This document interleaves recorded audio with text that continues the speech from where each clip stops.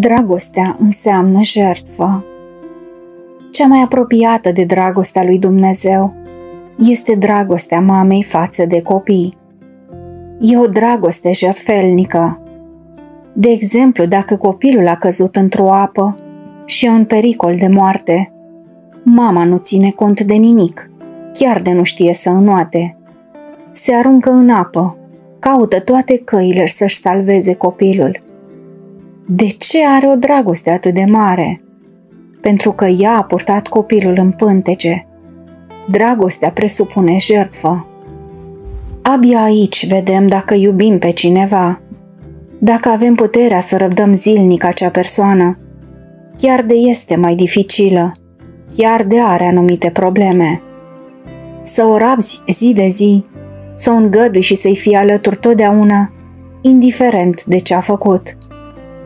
Dacă ieri ți-a vorbit urât, azi, când are nevoie, să sari repede să o iei în brațe. Să ai puterea de a depăși totul.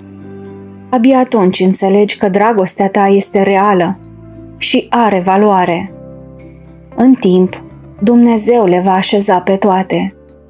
Chiar dacă la început e greu, după ce depășești o limită, Dumnezeu te va ajuta.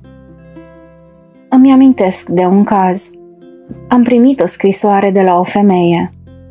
S-a căsătorit, a făcut 2 copii.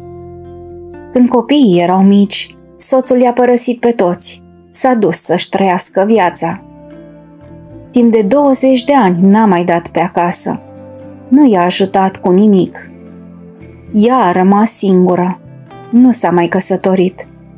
Și-a crescut copiii. El a schimbat câteva femei, s-a distrat că avea bani, până s-a îmbolnăvit foarte grav. Le-au părăsit, bineînțeles, toate femeile care îi erau alături doar pentru bani. A rămas singur, sărac, fără bani, de-l mâncau viermii la pat. Femeia a aflat de el. S-a dus la duhovnic și a spus: „Părinte, îmi este milă de el. În ce situație a ajuns? Oare să-l iau, să-l îngrijesc?” Duhovnicul i-a spus: „Dacă știi că ai puterea să faci asta, eu te binecuvântez, însă nu ți-o cer, pentru că omenește e imposibil.” Femeia l-a luat. 2 ani s-a neglijat pe ea însăși. L-a îngrijit și l-a spălat ca pe un copil, până i-a venit timpul să plece la Domnul. A făcut asta fără să-i reproșeze nimic. Abia asta-i dragoste. Atunci zic și eu ca Mântuitorul: faceți asemenea și prin asta vă veți dovedi dragostea.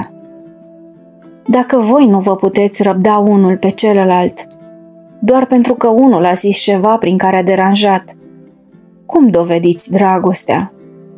Spuneți că v-ați căsătorit din dragoste și după 2-3 ani vă scoateți ochii. Unde mai este dragostea atunci? Dragostea cere jertfă. Nu putem despărți cele 2 noțiuni. Ea cere jertfă, dar aduce și multă bucurie. Răbdând veți ajunge cu adevărat să gustați dragostea și să vă bucurați de ea. Întotdeauna, dacă oferi iubirea, Dumnezeu o să rânduiască să ți se întoarcă înapoi înzecit, chiar însutit. Extras din cartea Învățături de la Muntele Athos a părintelui Pimen Vlad. Domnul să vă binecuvânteze!